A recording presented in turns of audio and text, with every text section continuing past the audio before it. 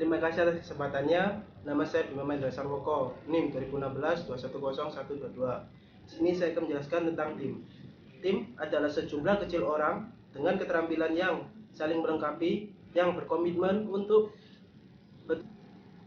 tujuan yang sama dan menetapkan tujuan kinerja. Yang kedua, saya akan menjelaskan tim kerja. Tim kerja adalah tim yang membuat atau melakukan hal-hal seperti memproduksi, merakit, atau menjual layanan. Yang ketiga adalah tim proyek dan pengembangan. Tim proyek dan pengembangan adalah tim yang bekerja pada proyek-proyek jangka panjang dan tetapi membubarkan dengan segera setelah pekerjaannya selesai. Yang keempat, tim paralel. Tim paralel adalah tim yang beroperasi secara terpisah dari struktur kerja reguler dan untuk sementara waktu. Yang kelima, tim manajemen. Tim manajemen adalah tim yang mengordinasikan dan memberikan arahan ke subunit di bawah yurisdireksi dan mengintegrasikan pekerjaan di antara semua subunit. Selanjutnya akan dijelaskan oleh rekan saya. Terima kasih atas kesempatannya. Perkenalkan, nama lengkap saya Kristanti Natalia Mariani Parera dengan NIM 2016-210125. Di sini saya akan menjelaskan mengenai jenis-jenis tim. Yang pertama, tim transnasional, yaitu kelompok kerja yang terbentuk dari anggota multinasional yang aktivitasnya berada di beberapa negara. Yang kedua, tim virtual, yaitu kelompok kerja yang secara fisik menyebarkan dan mengkomunikasikan dan lebih dari sekedar tatap muka. Yang ketiga, tim swakalola. Tim swakalola adalah kelompok kerja otonom di mana para pekerja dilatih untuk melakukan sebagian atau semua tugas di unit, tidak memiliki atasan langsung, dan melakukan pengambilan keputusan yang sebenarnya sudah ada atau sudah dilakukan atau sudah diambil oleh pengawas lini depan. Yang ketiga, tim perancang mandiri. Tim perancang mandiri adalah tim dengan tanggung jawab kerja otonom ditambah dengan adanya pengendalian atas pengangkatan pegawai, pemberhentian, dan memutuskan apa yang harus dilakukan oleh anggotanya. Terima kasih, selanjutnya akan dijelaskan oleh rekan saya. Terima kasih atas kesempatannya. Nama saya Nurul Putri Priyanca dengan NIM 2016-210129. Di sini saya akan menjelaskan tentang bagaimana kelompok menjadi nyata. Kelompok menjadi nyata memiliki beberapa cara. Cara pertama yaitu dengan melakukan proses kelompok. Proses kelompok memiliki beberapa kategori yang luas. Yang pertama yaitu forming, yang kedua yaitu storming, yang ketiga yaitu norming, dan yang keempat adalah performing. Cara kedua yaitu dengan melakukan perjalanan waktu. Perjalanan waktu sendiri memiliki dua periode kritis. Periode kritis pertama yaitu periode yang membentuk aturan dan peran untuk menetapkan presiden yang langgeng lebih lama. Lalu periode kritis kedua adalah titik tengah antara pertemuan awal dan batas waktu. Titik ini kelompok cukup berpengalaman untuk memahami pekerjaannya. Cara ketiga yaitu urutan perkembangan dari kelompok menjadi sebuah tim. Sebuah urutan perkembangan yang berguna untuk menunjukkan berbagai aktivitas sebagai pimpinan kelompok bergerak dari pengawasan tradisional melalui pendekatan yang lebih partisipatif untuk kepemimpinan tim yang benar. Terima kasih, selanjutnya akan dijelaskan oleh rekan saya. Terima kasih atas kesempatannya. Saya Edo Sanjoyo dengan NIM 2016-210-130 akan melanjutkan presentasi dari rekan saya. Poin yang pertama adalah kepemimpinan pengawasan. Adalah gaya kepemimpinan yang dilandaskan pada perhatian seorang pemimpin terhadap perilaku kelompoknya. Poin yang selanjutnya adalah kepemimpinan partisipatif, di mana seorang pemimpin mengambil keputusan yang melibatkan karyawannya dalam proses pengambilan keputusan tersebut. Poin selanjutnya adalah gaya kepemimpinan tim.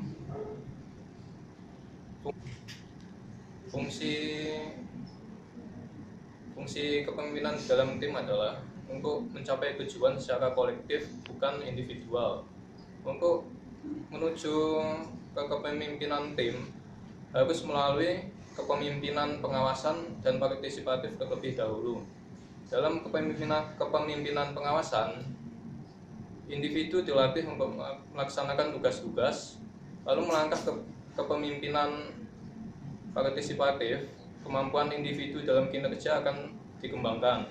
Lalu akhirnya pada kepemimpinan tim, kemampuan individu, kemampuan tim akan diperluas lagi. Sekian dari saya. Materi selanjutnya akan dilanjutkan oleh. Terima kasih atas kesempatannya. Saya Randi Frodianto dengan NIM 2016-210136. Di sini saya akan menjelaskan bagaimana membangun tim yang efektif. Yang pertama, tujuan yang jelas. Pertama yang harus dilakukan adalah menciptakan tujuan dan harapan dalam tim secara spesifik. Untuk itu, Anda dan tim Anda harus melakukan rapat rutin dan mengatur pola komunikasi yang terbuka. 2. Bangun kepercayaan. Dengan membuat mereka berani bicara untuk mengutarakan opini. Jangan langsung mematahkan pendapat seseorang, karena itu akan membuat mereka menahan diri untuk bicara. Yang ketiga, tentukan peran. Anda dan tim Anda harus mengetahui setiap skill dan cara berpikir yang dimiliki oleh masing-masing individual yang ada pada tim Anda. Yang keempat, kompetensi dalam anggota tim. Kerja tim bisa berhasil jika masing-masing anggota melakukan pekerjaan yang sesuai kompetensi masing-masing. Selanjutnya terdapat 4 poin. Poin yang pertama yaitu fokus kinerja. Elemen kunci dari kerja tim yang efektif adalah komitmen untuk tujuan bersama. Tim terbaik adalah mereka yang telah diberi tantangan kinerja penting oleh manajemen dan kemudian dapat berdiri dengan apresiasi terhadap tujuan mereka. Tanpa pemahaman dan komitmen tersebut, kelompok hanya sekelompok individu. Slide selanjutnya akan dijelaskan oleh rekan saya. Terima kasih atas kesempatannya. Nama saya Nadia Permatasari, NIM 2016-210157. Saya mempresentasikan memotivasi kerja tim. Kemasalahan sosial bekerja kurang keras dan menjadi kurang produktif ketika berada dalam kelompok. Efek fasilitas sosial bekerja sendiri. Yang kedua, kontribusi anggota, umurnya keterampilan yang dibutuhkan oleh tim meliputi kecuali teknis atau fungsional, keterampilan pemecahan masalah dan pengambilan keputusan, dan keterampilan interpersonal. Yang ketiga, norma kepercayaan tentang bagaimana harus berpikir dan berperilaku. Terima kasih. Selanjutnya akan dijelaskan teman saya. Terima kasih atas kesempatannya. Nama saya Aizwa Memardika, NIM 2016-210187. Di sini saya akan menjelaskan tentang peran. Peran adalah pengaturan yang berbeda dari harapan tentang bagaimana individu yang berbeda harus berperilaku. Kekompakan adalah sejauh mana kelompok menarik bagi anggotanya, anggota termotivasi untuk tetap dalam kelompok, dan anggota mempengaruhi satu sama lain. Selanjutnya tentang menciptakan kekompakan dan norma berkinerja tinggi. Yang pertama, merekrut anggota-anggota yang memiliki sikap, nilai, dan latar belakang yang sama. Yang kedua, mempertahankan tingkat penerimaan dan standar sosialisasi yang tinggi. Yang ketiga, menjaga agar tim tetap kecil tetapi cukup besar agar dapat menyelesaikan pekerjaan tepat waktu. Yang keempat, membantu tim mencapai keberhasilan dan mengumumkan hasil kesuksesan. Yang kelima, jadilah pemimpin yang ikut berperan. Yang terakhir, menyajikan tantangan dari luar tim. Terima kasih. Slide selanjutnya akan dilanjutkan oleh rekan saya. Terima kasih atas kesempatannya. Nama saya Jasmine Amelia Firdaus, NIM saya 2016-210208. Di sini saya akan menjelaskan mengelola hubungan lateral. Di sini artinya yaitu beberapa peran hubungan tim dengan lingkungan eksternal mereka yang bagi individu dan kelompok lainnya, baik di dalam maupun di luar organisasi. Di sini ada beberapa poin yaitu penjaga gerbang, menginformasikan, mempertunjukkan, dan menyelidiki. Selanjutnya yaitu saya menjelaskan tentang hubungan peran lateral, mengelola hubungan dengan kelompok dan tim lainnya yang berarti melaksanakan materi dan menerima secara dinamis. Di sini ada beberapa pola pengembangan hubungan kerja, yaitu pertama, hubungan aliran kerja, jasa, konsultasi, audit, stabilitas, dan penghubung. Yang terakhir yaitu saya akan menjelaskan tentang pengelola konflik. Situasi yang rumit saling tergantung satu sama lain dengan seluruh organisasi memberikan banyak kesempatan bagi timbulnya konflik di dalam kelompok dan tim. Terima kasih, selanjutnya akan dijelaskan oleh rekan saya.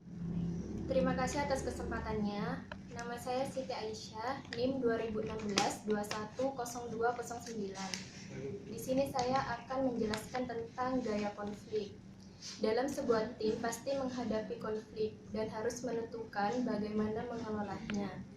Orang-orang menangani sebuah konflik dengan cara-cara yang berbeda. Anda mungkin memiliki cara tersendiri. Gaya orang lain mungkin terlihat mirip atau mungkin terlihat berbeda. Gaya mereka bergantung pada norma budaya dari negara mereka masing-masing. Selanjutnya yaitu menjadi seorang mediator. Mediator tersendiri adalah pihak ketiga yang ikut campur guna membantu pihak lain dalam menangani sebuah konflik.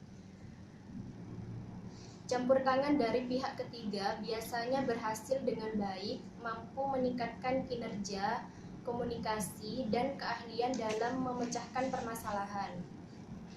Selanjutnya yaitu konflik elektronik dan virtual. Ketika tim terpencar-pencar secara geografis, yang seringkali terjadi dalam kasus tim virtual, anggota tim akan cenderung mengalami lebih banyak konflik dan kurangnya kepercayaan.